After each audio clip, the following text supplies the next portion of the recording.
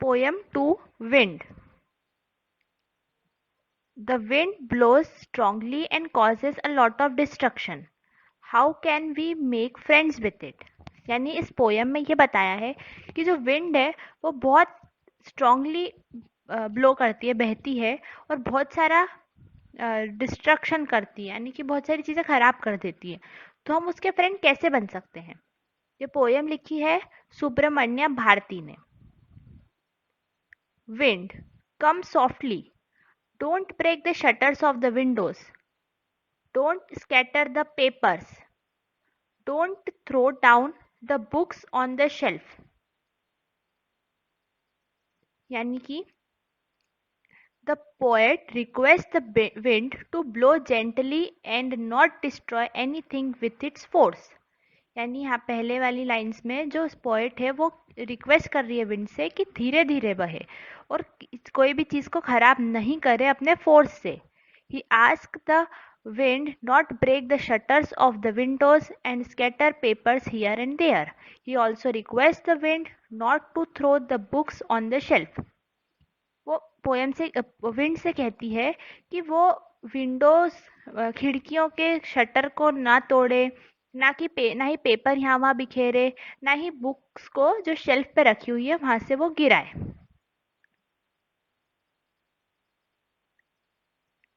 There, look what you did. You threw them all down. You tore the pages of the books. You brought rain again. Poet क्या कह रही है? कह रहे हैं in these lines the wind didn't pay any attention to the poet's request of not being blowing strongly. मतलब जो wind है उसने पोएट की रिक्वेस्ट को ध्यान में नहीं रखा, उसने उस पर कोई ध्यान नहीं दिया. The poet says the wind threw everything down from the shelf and it also tore the pages from the books. The poet gets angry and blames the wind to bring rain along with it. तो वो जो poet है वो कह रहे हैं कि ये जो विंड है इसने मेरी बात नहीं सुनी और सब कुछ नीचे गिरा दिया और बुक से पन्ने पेजेस भी फट गए इस हवा के कारण. और पोएट जो है वो गुस्सा हो गए हैं और वो बोल रहे हैं विंड को कि देखो तुम अपने साथ फिर से बारिश ले आई. You are very clever at poking fun at Vikings. Frail crumbling houses, crumbling doors, crumbling rafters, crumbling wood, crumbling bodies, crumbling lives, crumbling hearts. The wind god winnows and crushes them all.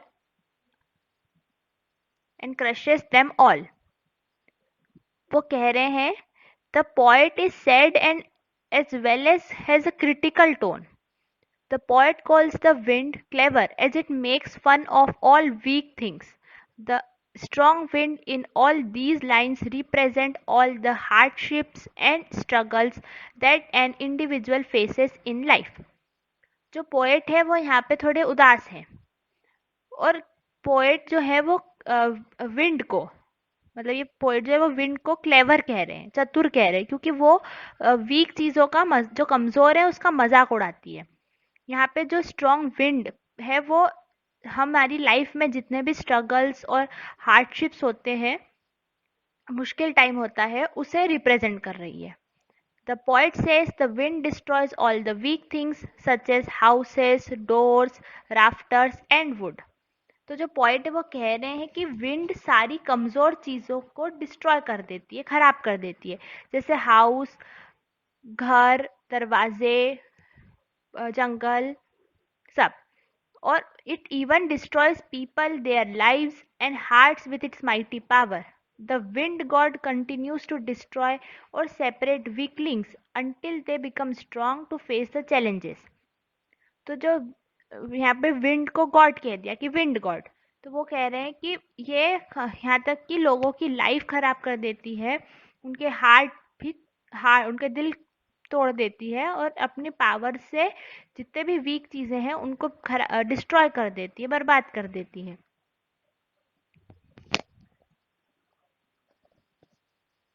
He won't do what you tell him. So come, let's build strong homes. Let's join the doors firmly. Practice to form the body. Make the heart steadfast. Do this, the wind will be friends with us. The wind blows out weak fires. He makes strong fires roar and flourish. His friendship is good. We praise him every day. अब वो कह रहे हैं, the poet addresses the readers and asks them to make themselves strong because wind will not listen to anybody's request. वो कह रहे हैं कि विंड किसी की बात नहीं सुनेगी, इसलिए poet asks everyone to build strong houses and fix the doors tightly so that wind cannot intrude the house and destroy everything. तो वो कह रहे हैं कि विंड हमारी बात नहीं सुनेगी, इसलिए आओ हम क्या करें, हम अपने आप को स्ट्रॉन्ग करें, हम स्ट्रॉन्ग घर बनाएं, हम जो दरवाजे उन्हें अच्छे से लगाएं, हम अपने आप को स्ट्रॉन्ग बनाएं. This is a metaphor by which poet is encouraging his readers to become bold and strong to face all troubles in life. यानी कि यहाँ पे जो पोएट है वो इसके थ्रू ये कहना चाह रहे हैं कि जो हम हैं हम अपने आप को स्ट्रॉन्ग बनाएं और सारी मुश्किलों का सामना करें. The poet asks the reader to practice hard to get a firm mind as well as a strong body so that they can face the wind and any challenge in life. If they can do this, then the wind will become their friend and will not harm them. तो point है वो ये कह रहे हैं कि हम अपने आप को स्ट्रॉन्ग बनाएं, हमारे माइंड को, हमारी बॉडी को, और अगर हमने ऐसा किया तब हम विंड को फेस कर पाएंगे और तब वो विंड जो है वो हमारी फ्रेंड बन जाएगी और हमें नुकसान नहीं पहुंचाएगी.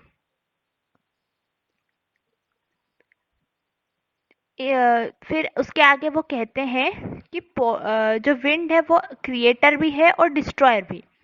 Destroyer, it blows out the weak fire and as a creator it encourages and nurtures strong fire. Weak के तरह मतलब अगर हम फायर जो है वो अगर वीक है तो वो उसे बुझा देगी, लेकिन अगर फायर स्ट्रांग है तो वो उसे और स्ट्रांग बनाएगी. In other words, wind can destroy all things that are weak and feeble, and at the same time it can also flourish a thing that is strong and determined. यानी कि जो wind है अगर हम strong है तो हमारा साथ देगी और हमें फायदा पहुंचाएगी, लेकिन अगर हम वीक है तो वो हमें डिस्ट्रॉय करेगी. If we are strong then wind becomes our friends, then that means strong people will stop fearing wind and now not allow harming them. यानी अगर जो हम अगर स्ट्रांग है तो विंड हमें नुकसान नहीं पहुंचाएगी, वो हमारी फ्रेंड बनेगी. We then praise the wind of God every day for building our strength. फिर हम जो हमारा जो विंड है उसको हमेशा हम प्रेज करेंगे, उसकी तारीफ करेंगे, थैंक्स कहेंगे कि उसने हमें स्ट्रांग बना दिया.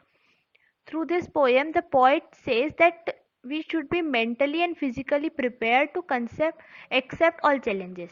तो इस पोएम के थ्रू जो पोएट है वो यही कहना चाहते हैं कि हमें मेंटली और फिजिकली हर टाइप के चैलेंज को एक्सेप्ट करना चाहिए. Poem 2 wind exercise. Thinking about the poem. First, what are the things the wind does in the first stanza. यानी कि फर्स्ट स्टेंजा में विंड क्या क्या करती है. Answer, the wind breaks the doors of the window, scatters the papers and throws down the books on the shelf. It also tears the pages of the books and brings rain. Second, have you seen anybody winnow grain at home or in paddy field? What is the word in your language for winnowing? What do people use for winnowing? यानी कि आपने कभी किसी को winnowing करते देखा है? अगर हाँ, तो आपके लैंग्वेज में उसे क्या कहते हैं और उसके लिए क्या यूज़ करते हैं? विनोइंग का मतलब है कि जो ग्रेन है उसमें से कचरा निकालने की प्रोसेस जिसमें हवा की हेल्प ले रहे हैं। तो इसका आंसर है yes, I have seen ladies winnowing in my village. People winnow grains to remove straws, chaff and dust found in grains. It is called barsana या सूप भी कहते हैं. What does the poet say the wind god winnows? Answer: the wind god winnows all things available at home. यानी कि जैसे winnowing में कचरा साफ करते हैं वैसे जो विंड गॉड है वो सारी चीजें विनोइंग जैसे हवा से सब घर की सारी चीजों को हटा इधर उधर कर देते हैं. How does we make wind our friend? हम विंड को हमारा फ्रेंड कैसे बनाएंगे? The poet suggest that we should build strong houses and fix the doors firmly to make friends with the wind. Moreover, we should be strong enough to face the difficulties in life.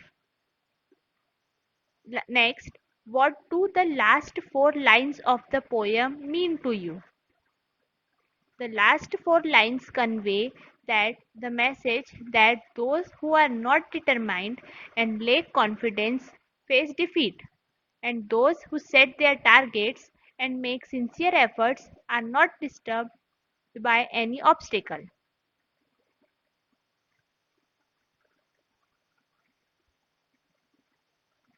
Last four lines ये थी.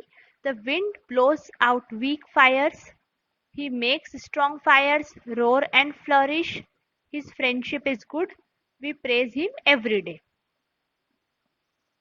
Next, how does the poet speak to the wind? In anger or with humor? यानी कि poet wind से किस तरह से बात कर रहा है, गुस्से में या मजाक में?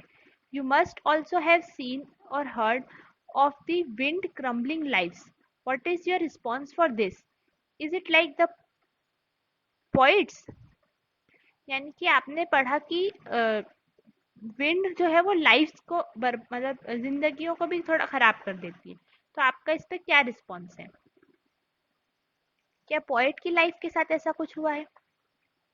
The poet speaks to wind with humour.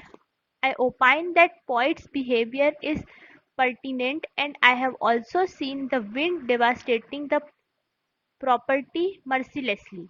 The poet invites the wind to attack him and intends to prepare himself for the attack. Next,